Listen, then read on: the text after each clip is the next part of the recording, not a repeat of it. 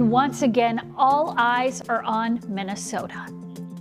This is the second shooting, the second killing, the second murder of a resident of Minnesota. One is going to be enough. Thousands braving the cold, lighting candles, coming together after 37-year-old Alex Pretti was shot and killed by a Border Patrol officer. This individual went and impeded their law enforcement operations, attacked those officers. But as to how it happened, once again, video is creating major questions. They're telling you not to trust your eyes and ears, not to trust the facts that you're seeing in front of them. The back and forth now causing new legal battles. We continue to follow breaking news from yesterday, where federal agents shot and killed another person in South Minneapolis. Here is what we know right now. 37-year-old Alex Pretti, an ICU nurse who worked with veterans, was the man killed by a Border Patrol officer. Again, there are contradictions as to how this happened. Homeland Security Secretary Kristi Noem said the officer acted in self-defense and claims that Pretti approached Border Patrol officers with a handgun. But videos from the scene show that Pretti was holding a cell phone, not a gun, when he was shot. Plus, sworn declarations submitted in federal court by witnesses who were there contradict key points of the events that we heard from several federal officials. Now, the Minnesota Bureau of Criminal Apprehension filed a new lawsuit alleging that DHS, the federal agency, mishandled evidence at the crime scene after they were blocked from accessing it, which is something they normally do in cases like this. And on Monday, Minnesota Attorney General Keith Ellison says that he and his office are going to argue in court to end the ongoing immigration surge in Minnesota. Our Esme Murphy has been working on this around the clock. She joins us now with more details on this case. That's right, Susan Elizabeth. Just one day after a large protest through downtown, the city was again gathering with a very different tone. Our Frank Vassalaro has more on the fallout in the hours that followed. Federal agents shot and killed a man near Nicollet and 26th Street in South Minneapolis around 9 Saturday morning, following weeks of tensions over a surge in ICE enforcement actions. The shooting, which was recorded on video from several angles, was the third shooting involving federal immigration agents in Minneapolis this month. An agent shot and killed Renee Good on January 7th. If the goal was to achieve peace and safety, this is doing exactly the opposite. Like, what's happening is terrifying. It's very, very scary. You think this could happen to me. I could be filming a deportation and I could end up dead. So today, federal agents beat and then shot multiple times and killed 37-year-old Alex Jeffrey Pretti, a U.S. citizen, a Minneapolis resident, and a VA nurse. The Department of Homeland Security says Border Patrol agents were looking for an undocumented man wanted for a violent assault when Pretti approached the agents with a 9mm semi-automatic handgun, which he has a legal permit to carry. This individual went and impeded their law enforcement operations, attacked those officers, had a weapon on him, and dozens of rounds of ammunition, wishing to inflict harm on these officers, coming brandishing like that and impeding their work that they were doing. Video available right now does not show Pretti moving toward agents with a gun. Governor Tim Walz renewed his call for ICE to pull out of Minnesota. And I call on all Americans to see the decency that this state is exhibiting and the horrific cruelty, unprofessional, absolute abomination that is passing for what these ICE agents are doing on our streets. In a post, President Trump accused Minneapolis Mayor Jacob Frey and Governor Walz of inciting insurrection with their pompous, dangerous, and arrogant rhetoric. The Minnesota Bureau of Criminal Apprehension says DHS blocked agents from the crime scene despite the state agency presenting a signed warrant. Saturday afternoon, the Hennepin County Sheriff and Minneapolis Mayor asked the governor to deploy the Minnesota National Guard to aid and reinforce law enforcement. Frank Vassalaro, WCCO News. As thousands came out for vigils and protests, Governor Tim Walz deployed the National Guard in Minneapolis to assist police. Guard members were seen forming a perimeter around the area where the shooting occurred. They were also spotted over at the Whipple building. That's where Frankie McLister joins us now, where we've seen protests go on for weeks now. Frankie, what is the scene like there right now?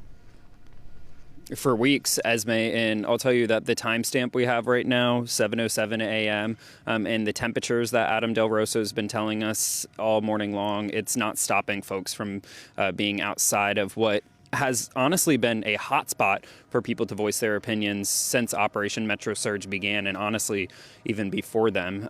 There are some protesters out here you can't see right now, but as the sun comes up, we're seeing more and more park right here in the park and ride that we're at that sits just alongside MSP International Airport. We'll show you a map right now. We are aware that last night the city began a vehicle perimeter of Minneapolis Police and the National Guard. They're both blocking select entry points into much of the Whittier neighborhood, which is north of us right now, I want to clarify. Now, majority of that perimeter around Franklin Ave has both MPD squad cars and military vehicles.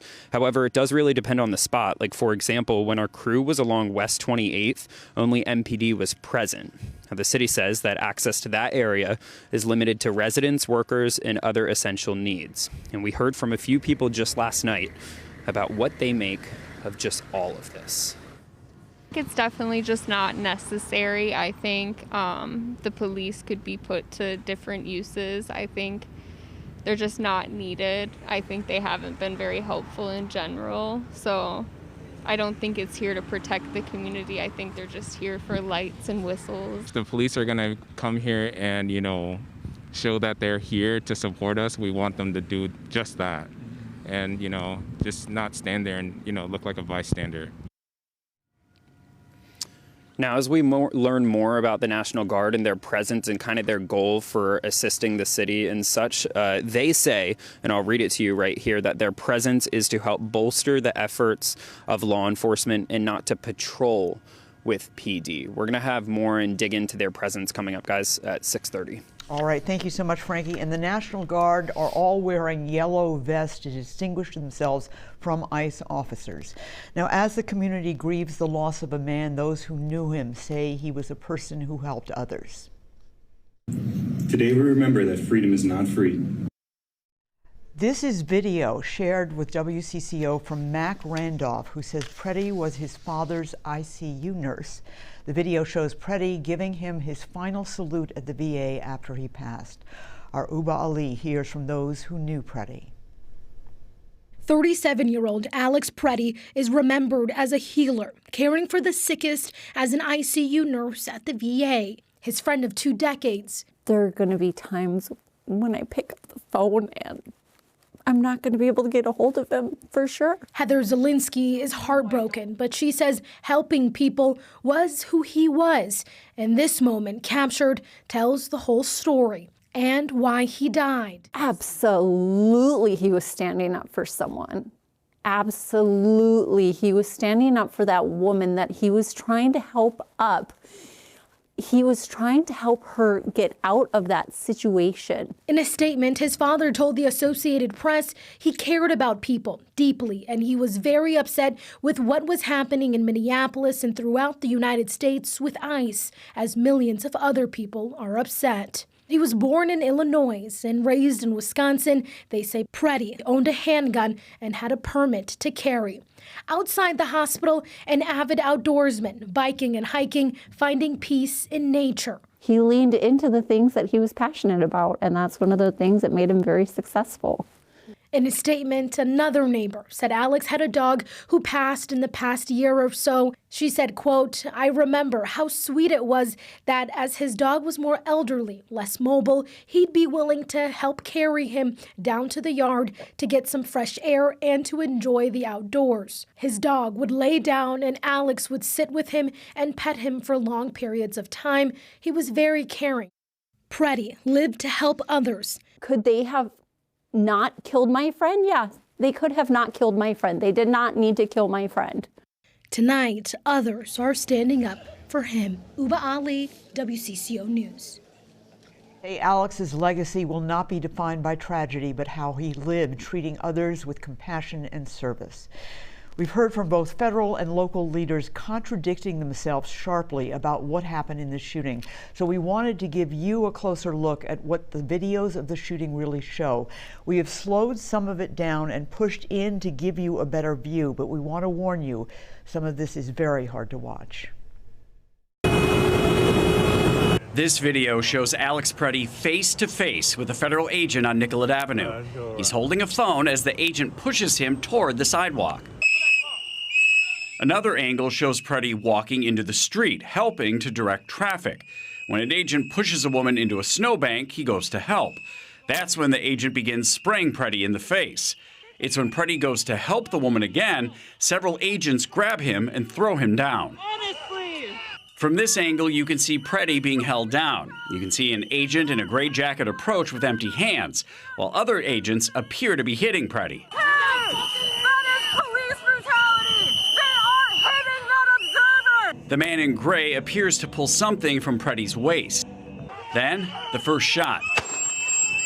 You can hear at least 10 shots after that. What did you just do? The agents back away, but return. Come on! In this video, you can hear what they are saying. Derek James, WCCO News. Now, gun rights attorney Rob Dorr with the Minnesota Gun Owners Caucus says the footage we just showed you suggests Pretti may have already been disarmed before shots were fired. What was most telling to me is the video shows that just seconds before the shots are heard being fired, it looks like an agent in a gray jacket is retrieving a firearm that matches the firearm that DHS put out earlier this morning from Mr. Pretti's waist, indicating, at least to me, that there's a reasonable belief that he was not armed at the time that he was shot. We will continue to follow this breaking and developing news of the shooting of Alex Pretti and the ongoing legal battles to follow. We will bring you the latest on air and online at WCCO.com 24/7. Susan Elizabeth, back to you. 24/7, that's right, Esme.